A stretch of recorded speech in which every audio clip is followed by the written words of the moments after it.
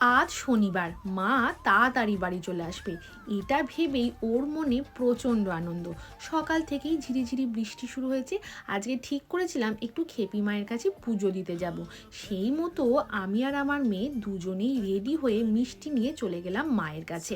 মায়ের মন্দিরে আসলে মাকে দেখলে অদ্ভুত একটা শান্তি লাগে। সব মনের কথা খুলে বলার পর মনটা ভীষণ হালকা হয়ে যায়। গেলাম তো হাসি মুখে, সব কিছু ঠিকঠাকই চলছিল। কিন্তু হঠাৎ মেয়ে দুষ্টু করতে করতে এমনভাবে পড়ে গেল যে কপালের সামনেটা একদম ফুলে গেল। মনটা ভীষণ খারাপ হয়ে গেল।